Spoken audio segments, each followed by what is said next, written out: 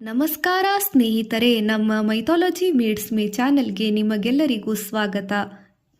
ಈಗ ನಾವು ಹೇಳಲಿರುವ ವಿಷಯ ರಥಸಪ್ತಮಿ ಹಬ್ಬ.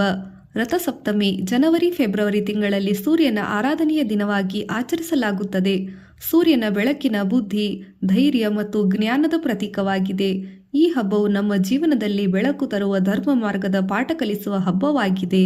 ಇತಿಹಾಸ ಮತ್ತು ಪುರಾಣ ಕಥೆ. ಪುರಾಣಗಳಲ್ಲಿ ಹೇಳಿರುವಂತೆ ರಥಸಪ್ತಮಿ ಸೂರ್ಯದೇವರನ್ನು ವಿಶೇಷವಾಗಿ ಪೂಜಿಸುವ ದಿನ.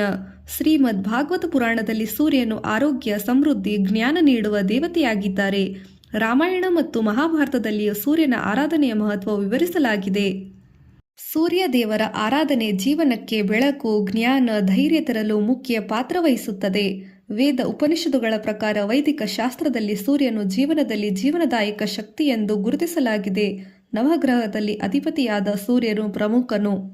ಸೂರ್ಯ ದೇವರ ಶ್ಲೋಕ: ಓಂ ಭಾನು ಪ್ರಜಾಪತಿ ಸರ್ವಭೂತ ಪ್ರಣವತು. ಅರ್ಥ: ಸೂರ್ಯನು ಎಲ್ಲ ಜೀವಿಗಳಲ್ಲಿ ಪ್ರಾಣದಾಯಕ, ಜ್ಞಾನವಂತ, ಸಮಸ್ತ ಸೃಷ್ಟಿಗೆ ಸಮಾನವಾದ ಬೆಳಕನ್ನು ನೀಡುತ್ತಾನೆ. ಉಪನಿಷತ್ತುಗಳು ಹೇಳುತ್ತವೆ, ಸೂರ್ಯನ ದರ್ಶನವು ಆತ್ಮಶುದ್ಧಿ, ಧರ್ಮ, ಜ್ಞಾನ ಮತ್ತು ಶ್ರದ್ಧೆಯನ್ನು ಬೆಳೆಸುತ್ತದೆ. ಈ ದಿನ ಸೂರ್ಯನಾರಾಯಣನಿಗೆ ನೀರು, ಹೋಮ, ಸೂರ್ಯನ ಪೂಜೆ ಮೂಲಕ ಆಯುಷ್ಯ, ಆರೋಗ್ಯ, ಶಕ್ತಿ ಮತ್ತು ಶ್ರೇಯಸ್ಕರ ಜೀವನ ಪಡೆಯಬಹುದು. ಸಾಂಸ್ಕೃತಿಕ ಆಚರಣೆ. ಬೆಳಗಿನ ಜಾವ ಸಮಯದಲ್ಲಿ ನೀರಿನಲ್ಲಿ ಸ್ನಾನ ಮಾಡಿ ಶುದ್ಧವಾಗಿ ಸೂರ್ಯನಿಗೆ ನಮಸ್ಕಾರ ಮಾಡಬೇಕು. ರಥಸಪ್ತಮಿ ಹೋಮ ಆರ್ಥಿಕ ಆರೋಗ್ಯ, ವಿದ್ಯಾ, ಶ್ರೀಮಂತಿಕೆ, ಆಯುಷ್ಯ, ಆರೋಗ್ಯ ಪ್ರದಾಯಕ. ರೈತರು ಶುಭ ಕೃಷಿ ಕಾರ್ಯ ಆರಂಭಿಸುತ್ತಾರೆ. ಈ ಹಬ್ಬವು ಧಾರ್ಮಿಕ ಏಕತೆ, ಸಾಂಸ್ಕೃತಿಕ ಶ್ರದ್ಧೆ, ನೈತಿಕ ಬೋಧನೆ ನೀಡುತ್ತದೆ. ಧನ್ಯವಾದಗಳು.